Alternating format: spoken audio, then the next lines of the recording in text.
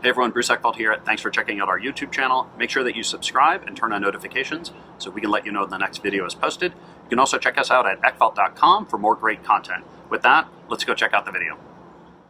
Are you a CEO looking to scale your company faster and easier? Check out Thrive Roundtable. Thrive combines a moderated peer group mastermind, expert one-on-one coaching, access to proven growth tools, and a 24/7 support community. Created by Inc. award-winning CEO and certified scaling up business coach Bruce Eckfeldt, Thrive will help you grow your business more quickly and with less drama. For details on the program, visit eckfeldt.com/thrive. That's eckfeldt.com/thrive.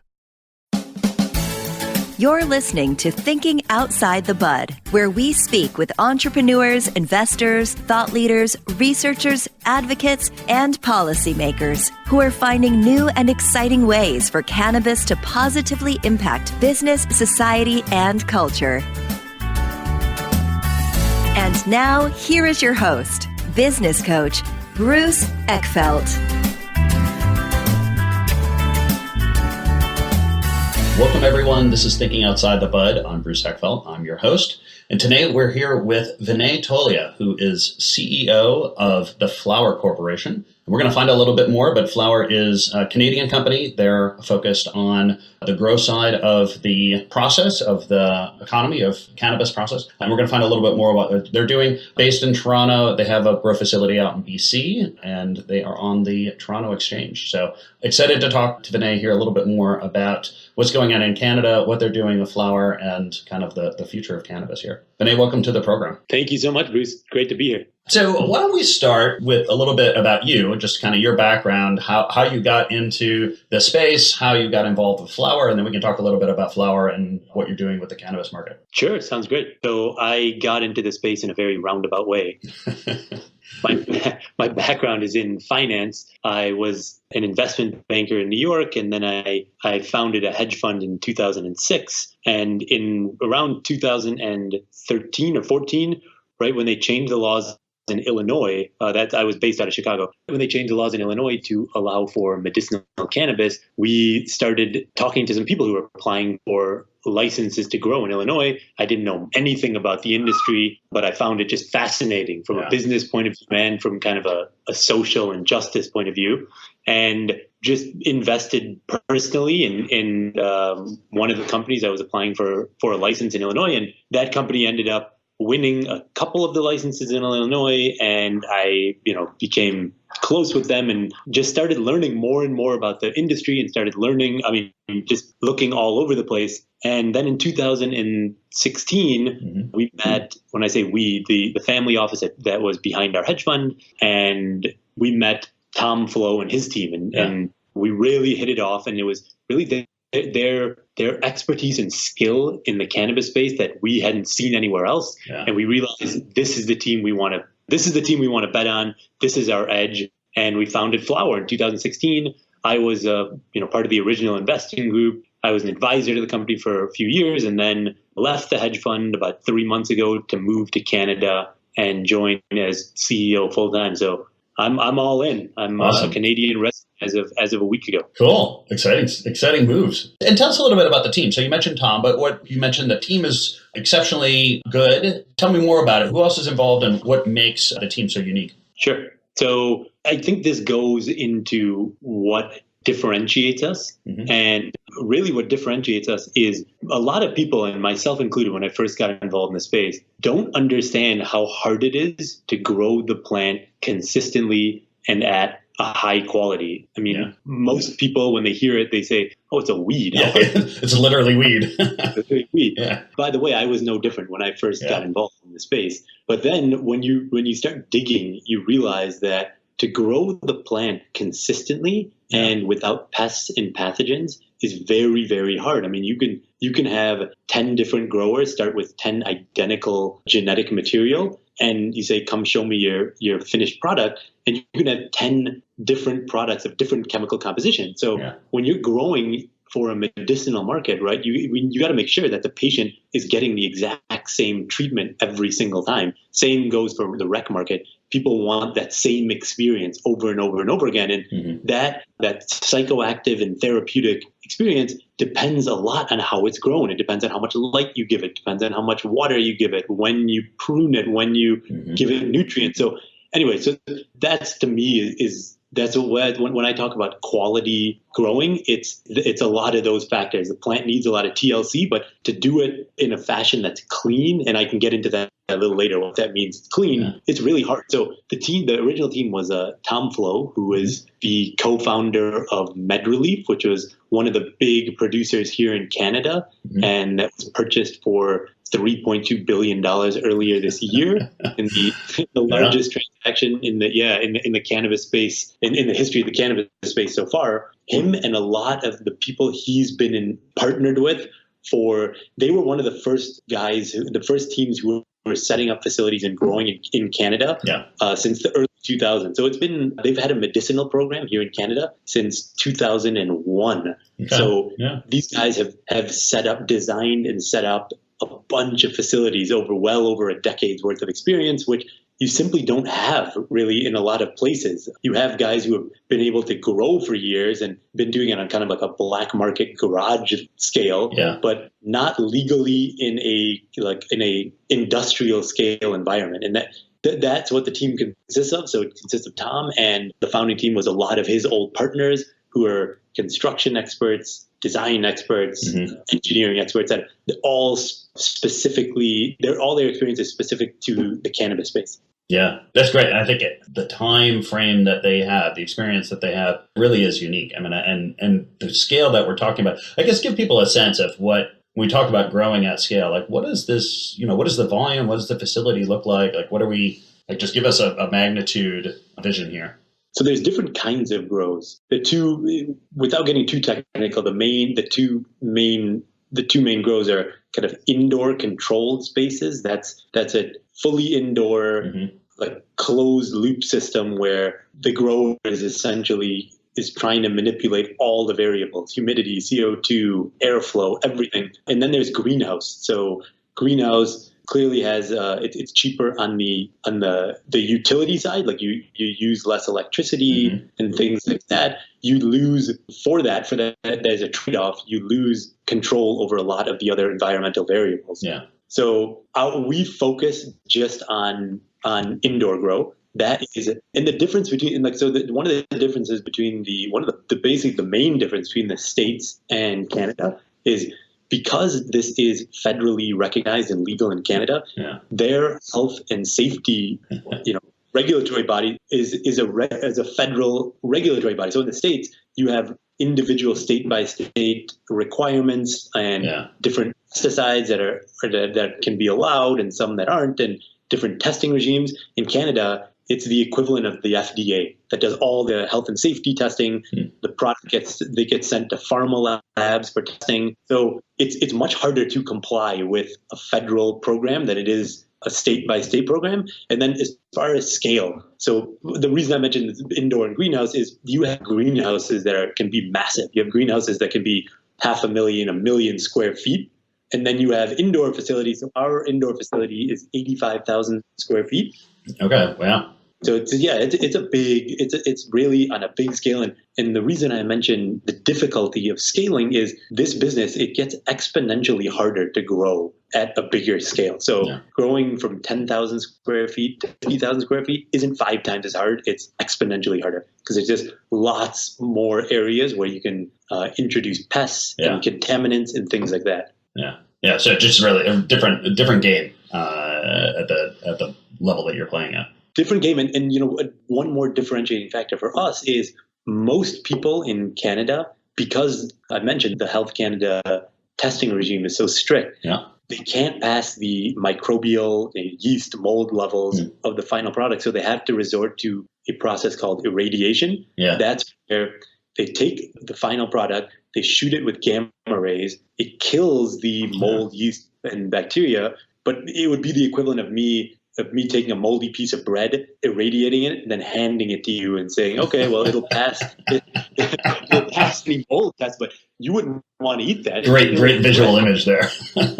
So it's still bread. And also what that irradiation does is it changes the terpene profile of the plant. Yeah. So it's terpenes associated with hay, bark, ash. So it's just a far less aesthetically pleasing plant. And that's what you have to do if you can't grow in a clean enough environment to keep pests and pathogens out. And that's why processes are so important. And very few people in Canada are able to grow and not use irradiation. So if you're growing in a greenhouse, you're almost, because you can't control humidity, you can't control mold, and you're almost guaranteed to irradiate your product. So that's another key differentiating point for us, is not having to irradiate our product, which is very hard. It's still hard for us. Yeah. And that's a big point of, you and I talked about this earlier, is quality, where this is not a commodity, and there's always been different kind of scales of gradients of price and quality, just like there's always been in the black market, there is now. And so not all bud is created the same. There's definitely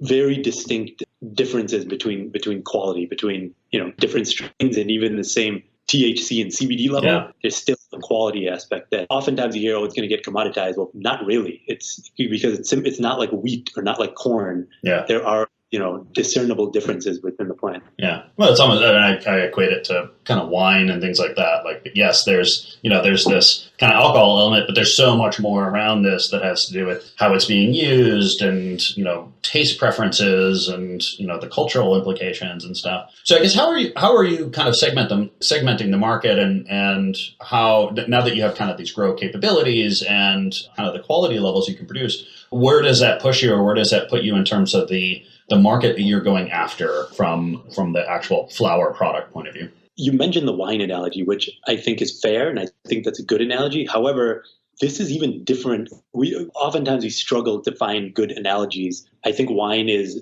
one of the better ones, but even with wine, because you can have a $500 French Bordeaux, and you can take, boxed wine, and they might not taste this exactly the same, but they'll still, even the cheap stuff will still get you drunk, right? Yeah. But so while I think the wine analogy is, we struggle to find good corollaries for the space, I don't think it's as applicable, because you can have a $500 fancy French wine and $2 chuck you get at Trader Joe's, and both will get you drunk. Yeah. Where cannabis, because there is this psychoactive component to it, it's a different experience altogether, the cheap stuff and the nice stuff. So it's not as though you can just smoke more of the cheap stuff and it'll get you to the same place as the expensive. Totally different experience. So see, what I'm getting at is, there isn't a so-called premium segment of the market for dried flower. It's really just everyone wants the nice stuff. Yeah. And given that the price differential isn't like the $500 bottle of wine versus $2 chuck, it's a few dollars more per gram. Yeah. I'm not saying it doesn't make a difference to people on the budgetary scale, but because the price difference is close enough and it's a totally different experience, the entire dried flower market is something we can go after. So it's not like we're a niche player that only to serve a small segment of the dried flower market. But all of the dried flower market is part of our addressable space. Yeah. And how do you look at the market at this point? I mean, we've got, the U.S. is obviously in its funky state, right? We've got the federal illegality. We've got state by state kind of referendums going on. You're in Canada, right? So Canada now is federally legal. But do you see it bigger than that? I mean, lots of other countries are starting to look at cannabis legislation. How are you kind of looking at the market at this point from a cannabis point of view? Sure. So the beautiful thing about Canada is, because it's federally legal, you can basically go after the world from here, the world outside of the U.S. So we are absolutely looking at international opportunities. The EU is a big one. I mean, you saw the UK just this month has allowed for doctors to prescribe medicinal cannabis. France is talking about changing their laws. Portugal is talking about changing their laws. Germany is a very nascent market, but just a potentially massive market. We're looking at Australia. We're looking at Latin America. So we will absolutely play in any jurisdiction where we're allowed to. Yeah. And the thing is that if you look at the laws in most of these countries like Australia and Germany and whatnot, they look much more like the Canadian laws than they do like any US laws. So the German laws specifically say that to be involved in the German, certain parts of the German ecosystem, you need to be partnered with someone that's regulated on a federal level. So it's very hard for the US guys, or basically impossible for the US guys to play there. So this is absolutely a global opportunity. And our specific IP and skill set translates all over the place very well. So we've already been looking to expand worldwide, and that's gonna be a big part of our story next months and years. It is a funny situation with the U.S. and its kind of the situation it's in terms of opening up this world market, where normally I'm sure the U.S. would be moving very quickly and becoming a world player on this. It's stuck. It's not, and it's sort of creating this open field for a lot of folks. I guess strategically, as you look at this market, say the U.S. gets its act together and figures out some national legislation in the next 3-4 years. Like, is the game to get enough traction, enough footprint in this before the U.S. goes federal, or are you really looking at it as they're going to play a different game than you are, than Canada is going to play? I think a lot of our skill set can be applied in the U.S. However, we have to be careful because we're listed on the Toronto Stock Exchange, and we can't have any U.S. assets. So we're not looking at the U.S. right now. We have a lot of experience and connections in the U.S. Oh, sure, yeah.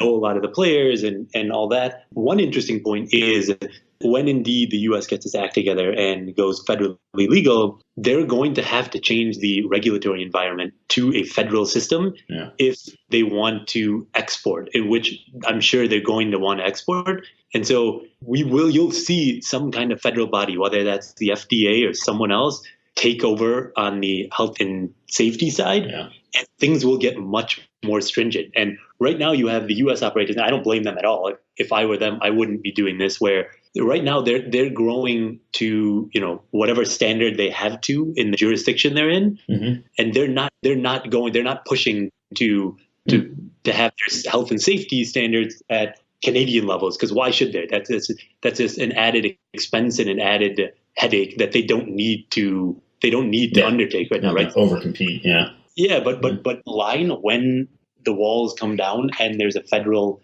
regulatory body there, they're going to have to. And so when that happens, we're going to be, because of our expertise, we're going to be a really attractive partner, or we're going to be a really attractive partner for we'll leave it at that. We'll leave it at partner. We'll see how things play out. So actually, let's talk about that kind of the investing side, because I think that having been a banker, having looked at businesses from a kind of a investment point of view, how does the investor in you look at this market? What are the things that sort of the money side needs to kind of know about or educate themselves on if they're going to get involved in this market? How do you make good investment decisions? How do we look at this as like any other kind of sector or industry? How do we make good business decisions, good investment decisions? Sure. So that's a tricky question given how story-driven this market has been so far. Yeah.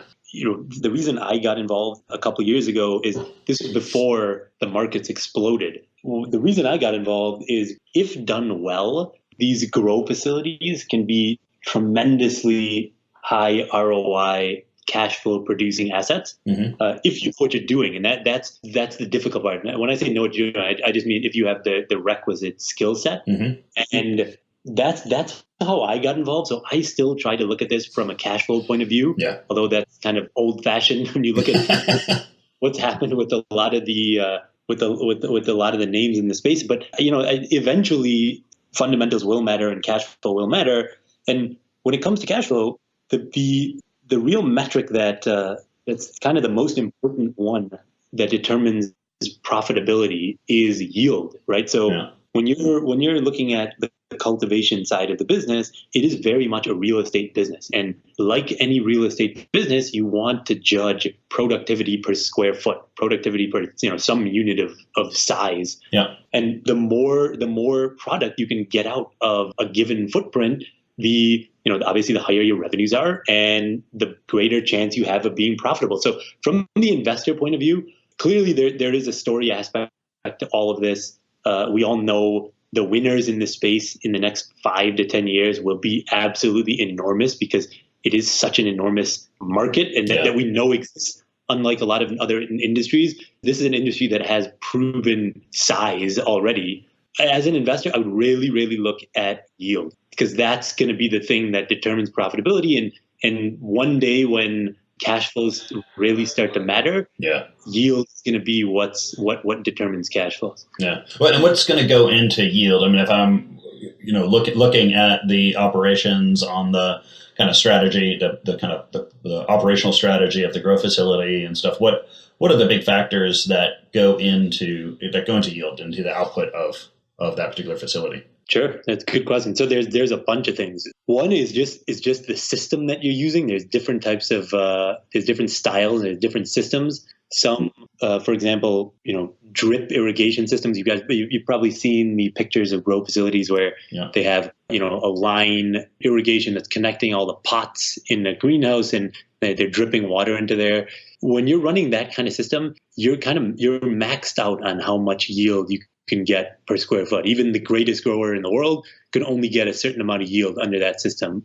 We run a different system called Sea of Green, and there's the plants there are much more tightly compacted. Okay. It's kind of think about it as a high performance system. It's like an F1 car. I mean, if you put an F1 driver in there, we've all seen what they can do on TV. You put me behind there, I'll smash it into within 20 feet. So a lot of it is based on the style you're using. Some styles are more forgiving than others. The ones that are less forgiving tend to have higher upsides.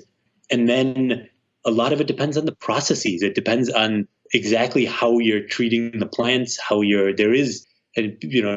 of the technical folks don't like to admit this, but there is still a lot of TLC that you have to give the plant. Yeah. There's that, and there's the experience of the grow staff. There's so many adjustments that you have to make on the fly. It's not as though there's a playbook where there's just a step-by-step manual of how to do this. So there's still a lot of adjustments that you have to make on the fly, which heavily determine the output at the end. Yeah.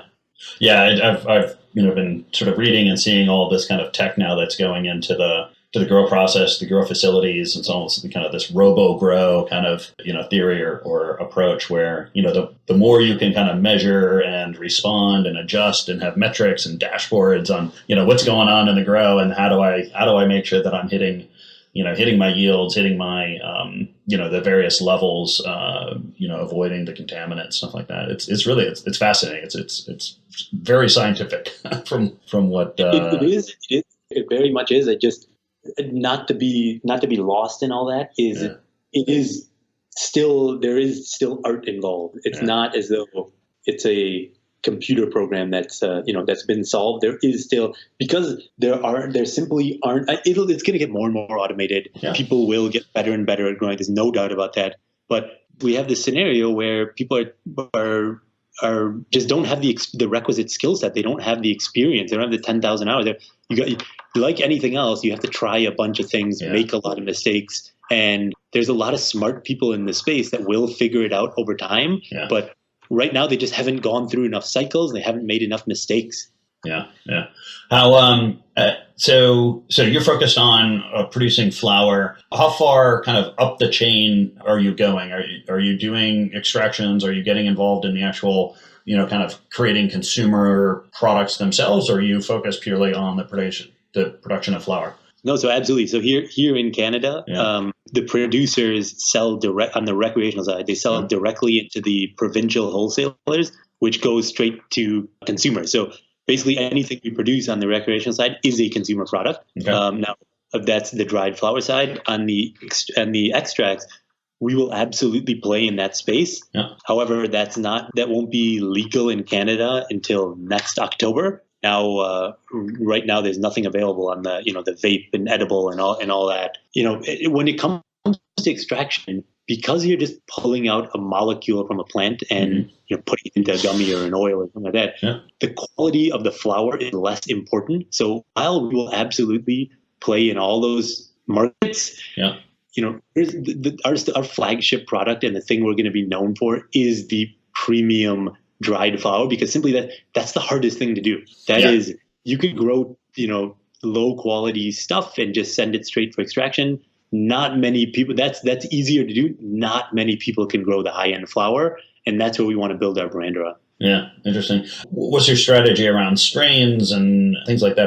Do you have a particular focus? Are you looking at lots of different ones? How are you making those decisions? Sure, we're looking at lots of different ones. We have a pretty big bank of strains right now. Mm-hmm. That's going to be driven a lot by customer demand, because this, like anything else, there's different fads that happen where all of a sudden people want this strain, and then 6 months later there's some new hot strain, and so the key is to have a big enough bank, and not of just strains, but actually mother plants, so that if some new trend comes along, that you can be up in production as soon as possible. And you don't have to wait for planting seeds. And if you just have seeds to get it in, have enough starter material to start a room, you're talking about, it could be 9 months to a year to get that going. So if you have all that, if you have all those genetics kind of in a library that's already alive, you can get up and running much faster. So the strains is going to be very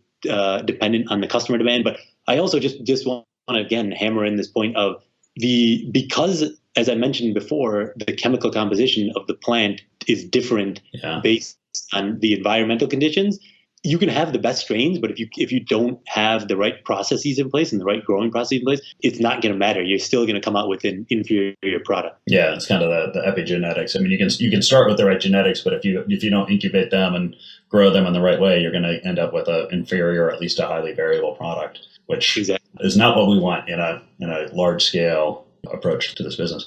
So I guess one last question I have is, as you look at this market, you're focused on this growth side. What are some of the other interesting kind of ancillary products, services, other things that sort of need to be put in place, or that are need to be innovated in terms of making this whole market work? Because it's more obvious than just the plant. It's like all the other things around this that actually make this market work. Where do you see kind of the opportunities or the interesting dynamics going on, or innovations? Companies doing interesting stuff to make this market happen. Sure. So just a point of clarification. It's not that we're just focused on the growth side.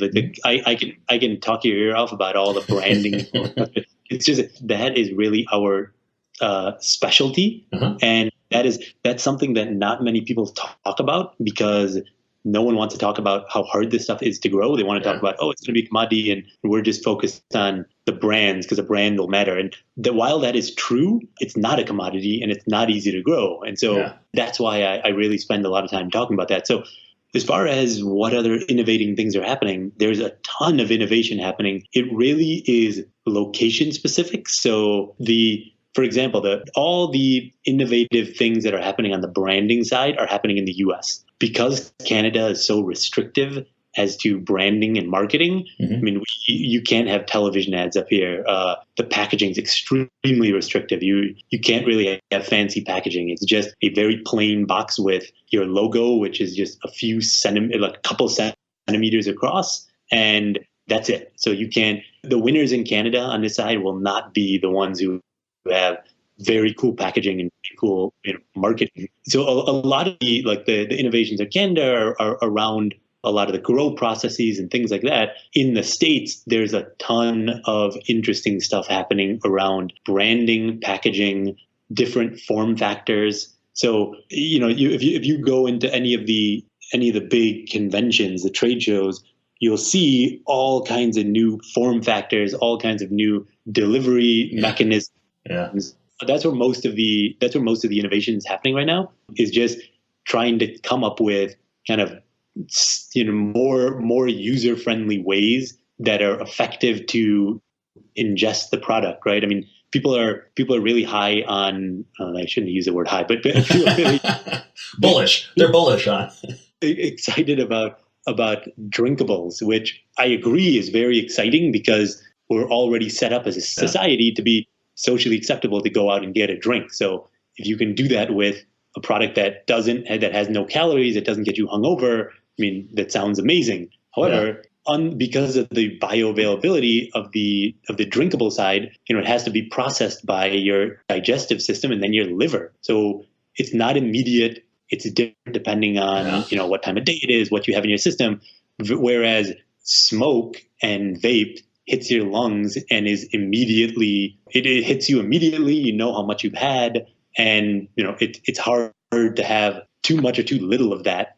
So a lot, I guess where I'm going with this, a lot of the innovations are happening around different ways of getting the product into your system in a consistent and, for a lot of people that don't want to inhale something, sublingual or something like that. So you're seeing a lot of innovation around that. And that's super exciting for all of us, because then it opens up a segment of the market who has never touched the product before and doesn't want to smoke it or inhale it, but is fine trying a different conveyance, and could really just expand the market for all of us. Yeah, it's exciting. There's just so much potential, and it's such a dynamic market right now. It's interesting. Vinay, if people want to find out more about Flower, about you, what's the best way to get that information or get a hold of you? Sure. So the best way is to visit the website. It's flowr.ca.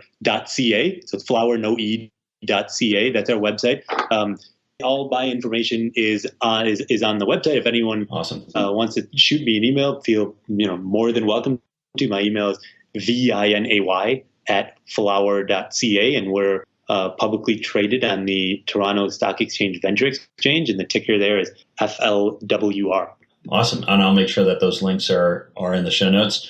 This has been a pleasure. Thank you so much for taking the time. I know you guys are on a fascinating wild ride, and a lot to do to get these facilities up and running and growing and get this market developed and taking on the world here. So I'm excited for you guys. I appreciate the time. Thank you so much, Bruce. It's a pleasure to be on, and thanks for having me. You've been listening to Thinking Outside the Bud with business coach Bruce Eckfeldt.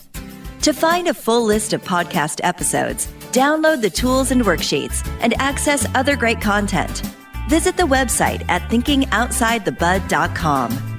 And don't forget to sign up for the free newsletter at thinkingoutsidethebud.com/newsletter.